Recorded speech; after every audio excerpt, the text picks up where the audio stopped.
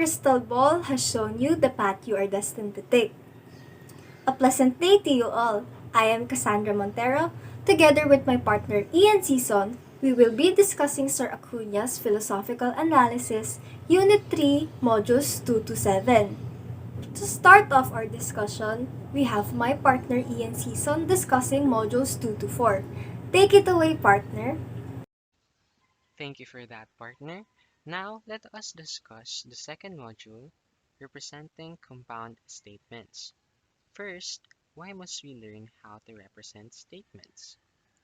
A reason of which is that it is crucial in order for us to be able to isolate the logical structure of a statement and likewise abolish its corresponding content. From here, we can be able to create a truth table that will reveal the logical form of the compound statement, which is the field of interest in formal logic. Representing statements is a step forward in assessing the validity and invalidity of arguments. Before we proceed to the main idea of this module, let us first recall and define logical constants. These are the words or phrases that establish a connection between two or more statements. These come in the form of and, which is given the technical term conjunction, either or, whose technical term is alternation, if then is for conditional, and lastly, if and only if is for biconditional.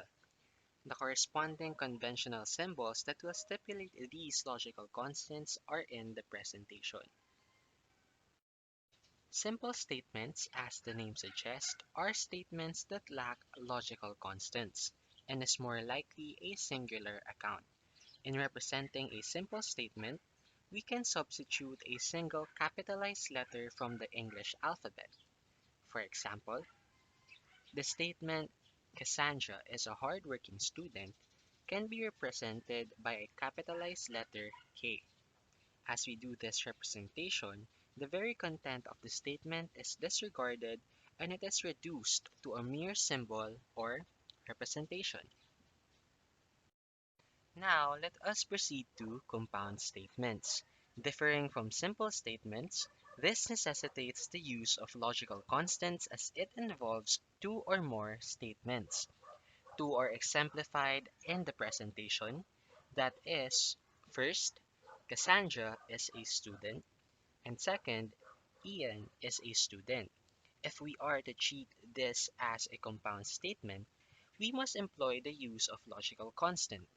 I opted to use a conjunction. As this compound statement is represented, only the use of singular letters will be observed. Thus, it is represented as K and I. This will be interpreted as Cassandra is a student and Ian is a student, or Cassandra and Ian are students. Another important concept in this module is how negation is represented. Here, the symbol tilde is used in implying a negated statement. From the previous examples, the simple statement Cassandra is a student, when negated, will be Cassandra is not a student. Compound statements can also be negated, but with use of parentheses in order to avoid confusions. The compound statement Cassandra and Ian are students, when negated, will be Cassandra and Ian are not students. Let us now proceed to the third module, Truth Values of Compound Statements. Here, we will expound on three principles that govern the truth values of statements. First, the principle of identity. This emphasizes that statements are most likely to imply themselves. This would mean that if a statement is true, then it is true. Consequently, if a statement is false, then it is false. This also implies that the truth value of statements is retained indefinitely over time. To exemplify, here are some statements with their negated counterparts. First, snakes are reptiles. So we know by fact that this is a true statement, thus it implies that it is factual. Its negation, on the other hand, is a false statement, thus implying that it is a fallacy. Next is the principle of excluded middle. Similar to the first principle, this stresses that the truth values of statements can either be only true or only false. But now the emphasis is given on the fact that it cannot be both. Thus, it would also not give rise to other possibility values. In the compound statements given, we know that S and G can only either be true or false. Given that we know that these statements are true, then their negation would mean otherwise and are false. This is referred to as the truth function relation. The third principle is of non-contradiction. This eradicates the possibility of a statement to have truth values which is both true and false at the same instance or aspect.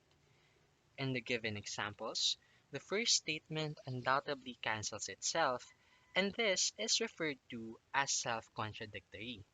The second statement, on the other hand, employs the principle of non-contradiction, and it reads as, "It is not the case that snakes are reptiles and are not reptiles. It is made apparent that snakes cannot be both reptiles and non-reptiles."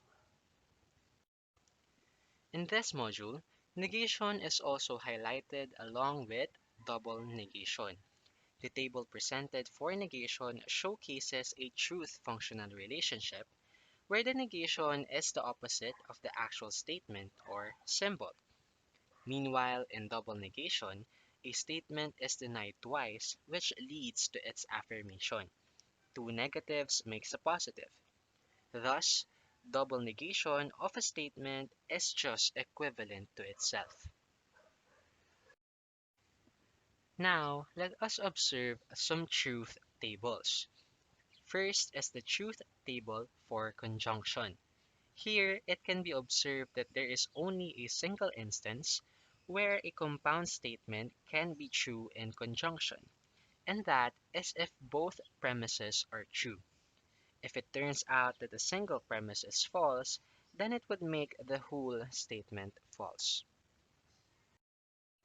Second, the truth table of alternation. In contrast from conjunction, it can be observed that the singular instance here is when the statement is false, which will only occur if both premises are false.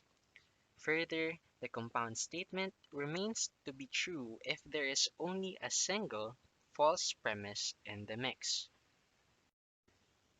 Third, the truth table for conditional.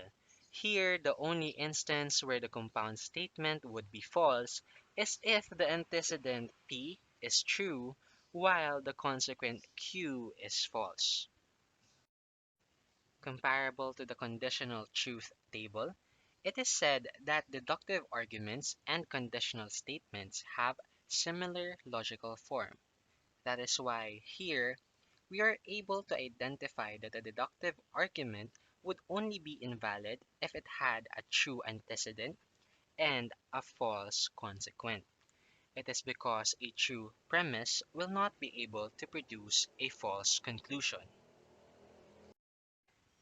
And lastly, the truth table of biconditional. Here, the compound statement will only be true if the antecedent and the consequent are either both true or are both false. Otherwise, a mismatch between the two will result to a false statement.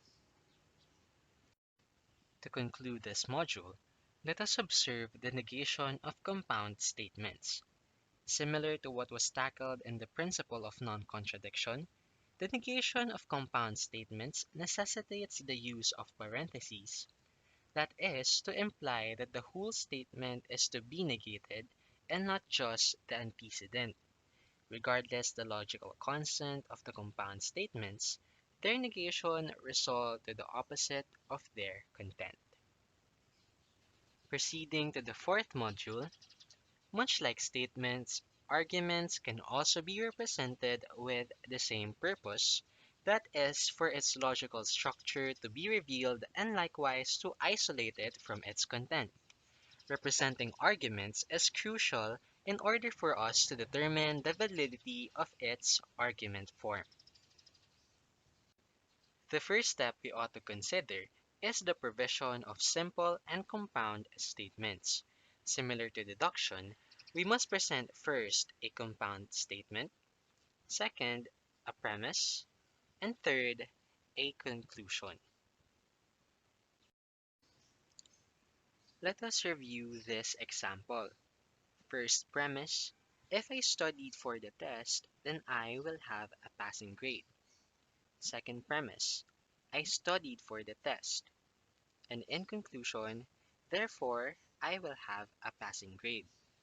Here, the first premise states the compound statement or the conditional, the second premise affirms the antecedent, and the resulting conclusion is deduced from the two premises. This next example is similar to the aforementioned, yet the second premise here affirms the consequent and not the antecedent. This is referred to as the fallacy of affirming the consequent that makes the argument being presented to be invalid. The third example presents a different logical structure from the previous examples. This is referred to as addition. Let us observe. First premise: some snakes are poisonous. Second premise: some snakes are not poisonous. In conclusion, some snakes are poisonous and some are not. Here, the first two premises present two arguments that are then combined or joined together in the conclusion. It is without question that all arguments may differ in logical structure, but a single characteristic is constant in all valid argument forms, that is, a true premise set should be complemented with a true conclusion. This can be recalled from the previous module that a true antecedent of a deductive argument should have a true consequent as well, otherwise it would be an invalid argument. The premises comprising an argument, regardless the number, are joined by conjunction. Having it applied to the previous example, it will result to a horizontal structure of the argument. This horizontal representation of the argument structure showcases the logical relationship that exists between the premise set and the conclusion.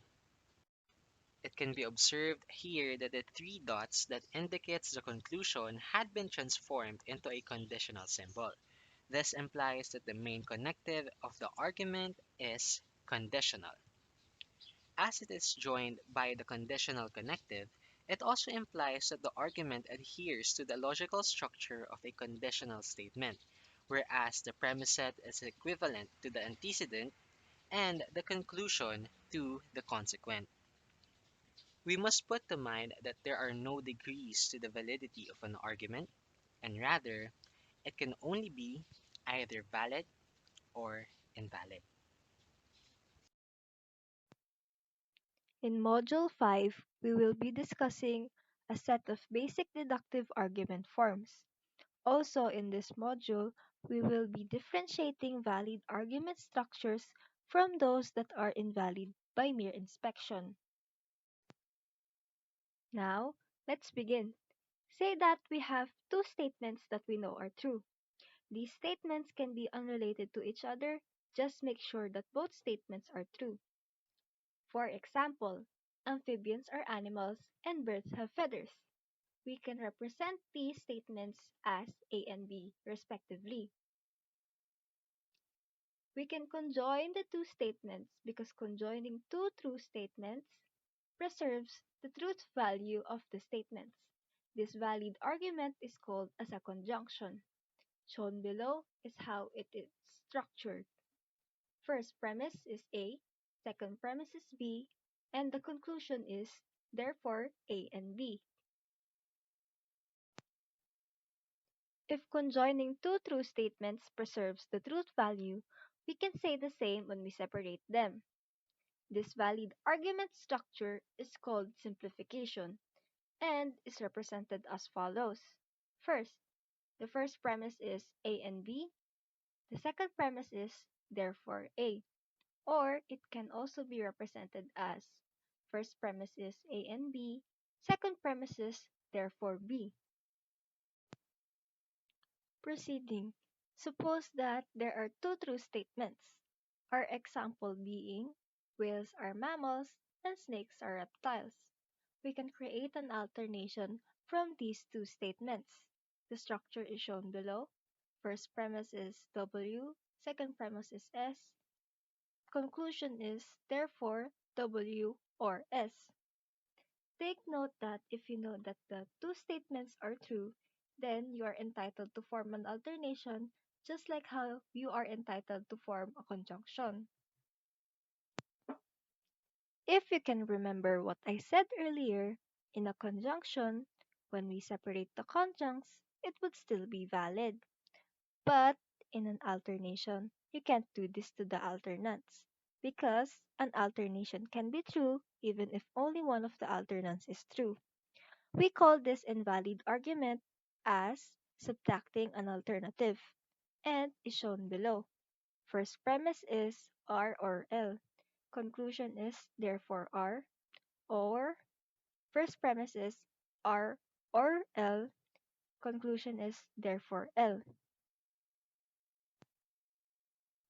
Continuing, suppose you know that the statement Lenny is running for president is true and the statement Bongo is running for president is false. Are we still able to form a valid argument? The answer is yes. Remember that in an alternation, you only need one true statement for it to be true. It's only false when both statements are false. We call this valid argument as adding an alternative, and is represented below.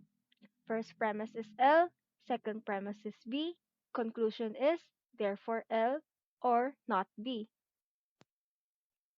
On to our next subject. When we have one true statement, we cannot create a conjunction or add a conjunct. This is because we don't know the truth value of the additional statement.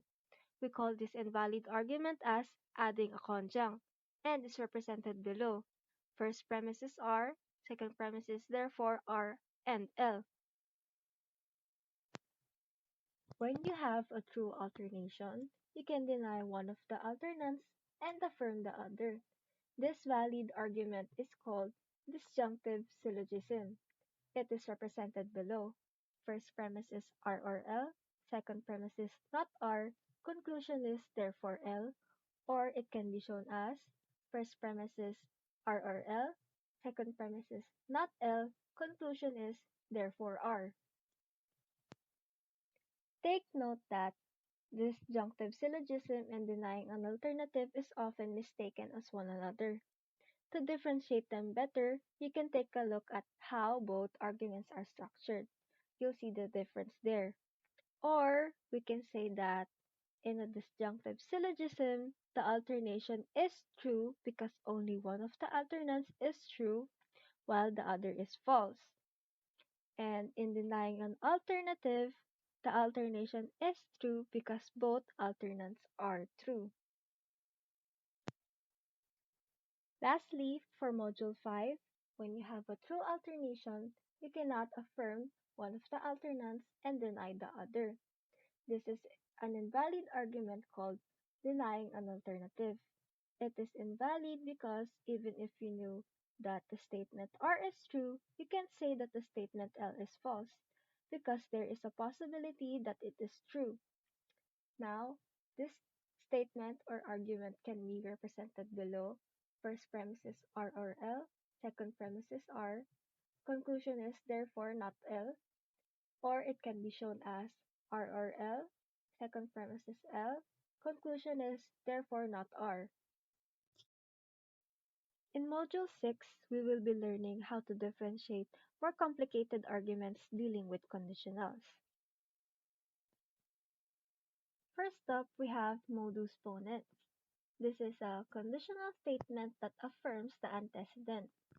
And also, this is a valid argument, represented below. The first premise is if R, then L. Second premise is R. Conclusion is therefore L.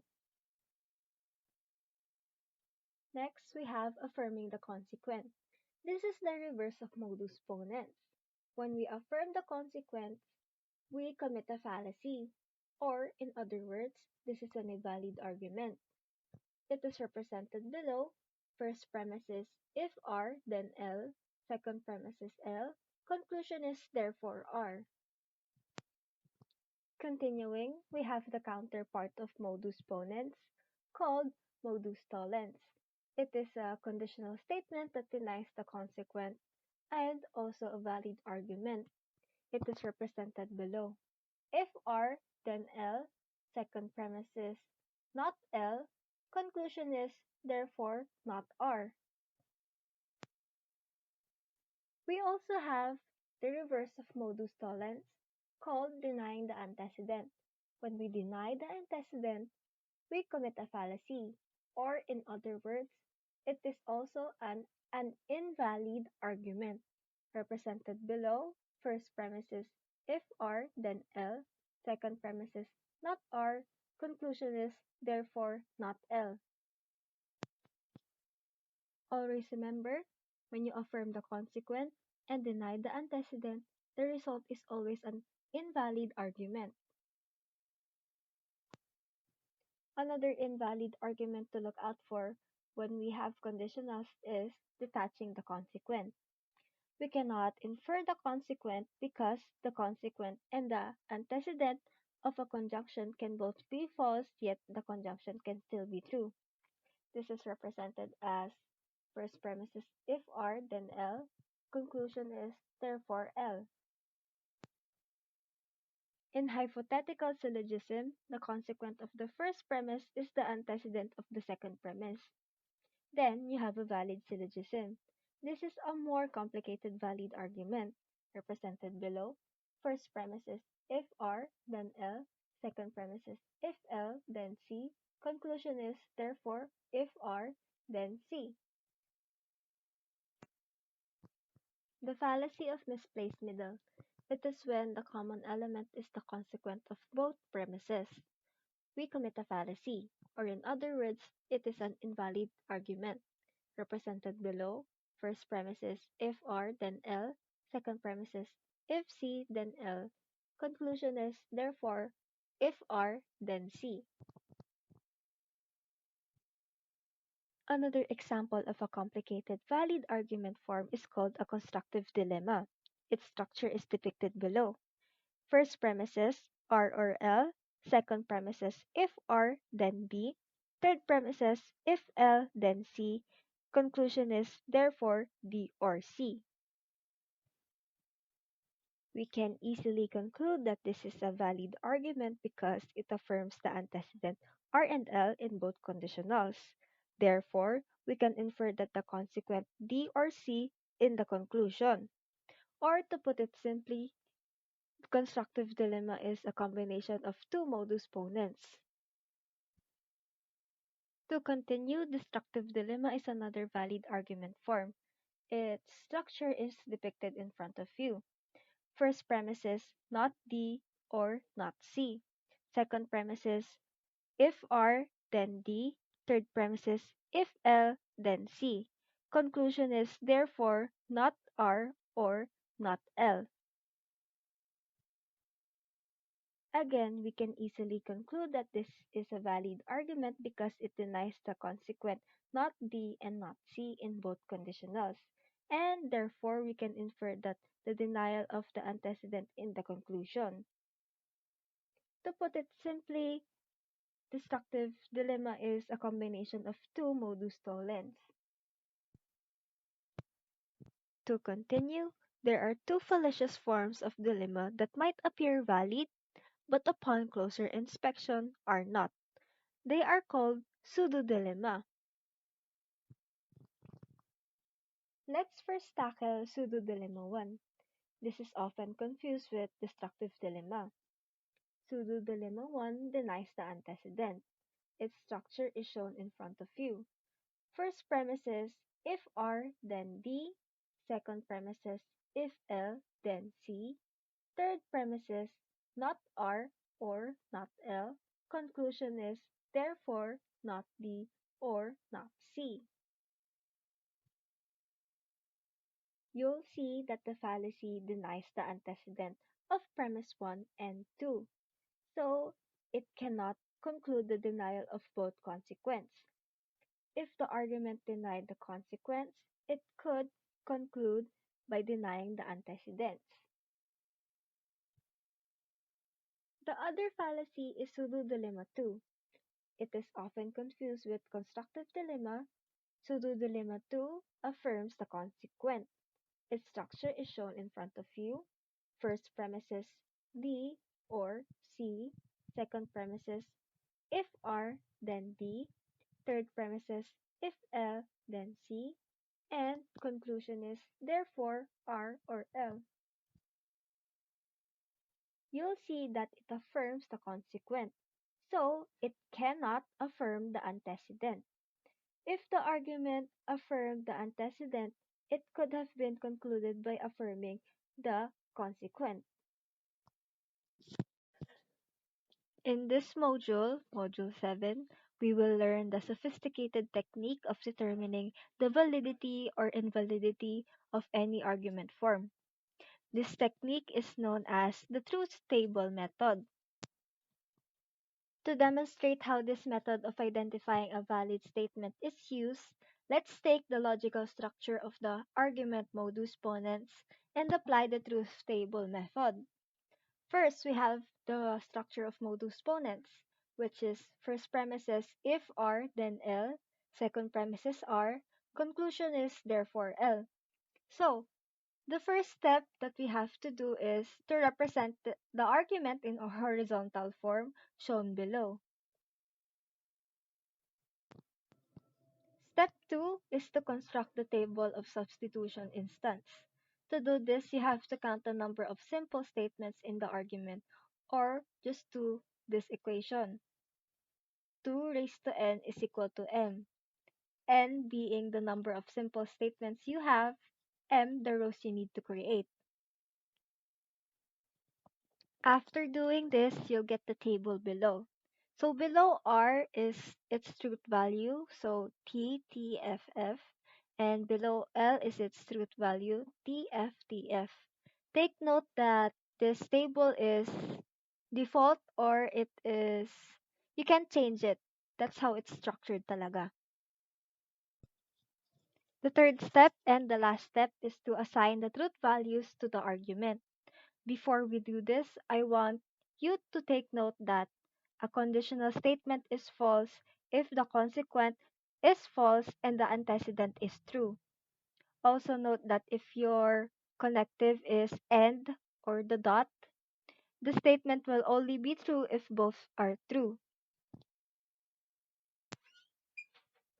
So first up to do the truth table is first we have the truth values of R and L, which is a constant. I've said this earlier.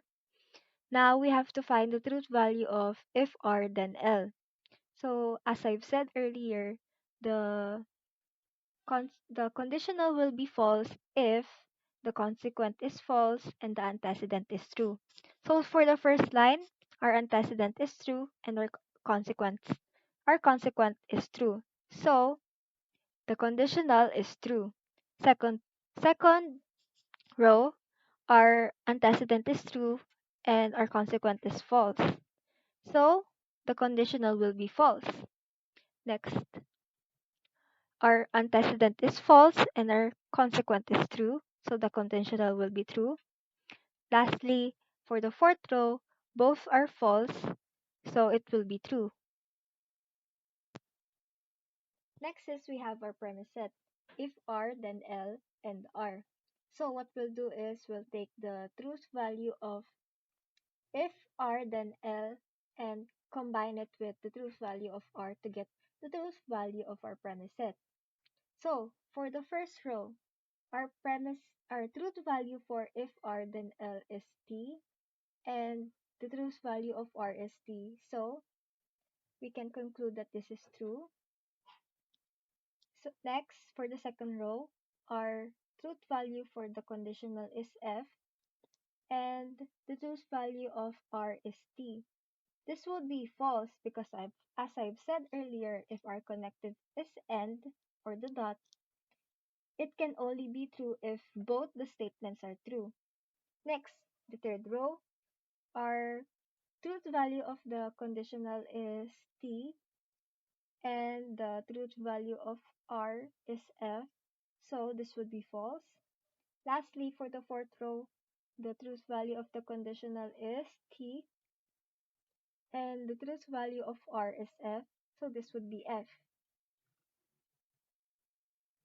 Lastly, we have the conclusion argument. We have the argument itself, which is if R then L and R then L. So we have to check the truth value of this statement. To check this is we have to check the premise set. We have to get the truth value of the premise set and combine it with the truth value of L. So for the first row, the truth value of the premise set is T and the truth value of L is T. So, in our argument, it would be true. Next, in our premise set, the truth value of the second row is F, and in L, it is F also. So, it would be true in our conclusion. Next, the third row. The truth value of the premise set is F. The truth value of the premise set is T. So, this would be true also. Lastly, the premise set of the fourth row is the truth value of the premise set of the fourth row is f, and the truth value of L in the fourth row is f, so therefore this would be t. If all Since all of it is t, this means that this is valid. This is valid because there is not a horizontal in which the premise set is true and the conclusion is false. Just to show you how the truth table would look like if our argument is invalid, let's consider the affirming the consequent. So the structure is shown below. If R, then L. Second premise is L. Conclusion is therefore R. Again, our first step is we have to represent the argument in horizontal form.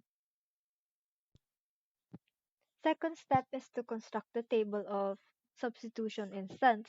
I've explained how to do this earlier. The last step is to assign the truth values to the argument. You'll see that in the third row, it is invalid. This is because the premise set is true and the conclusion is false. We end our discussion here. In behalf of my partner, Cassandra Montero, I am Ian Sison, and this had been Modules 2 to 7 from the third unit of Andresito Acuña's Philosophical Analysis. Thank you for listening.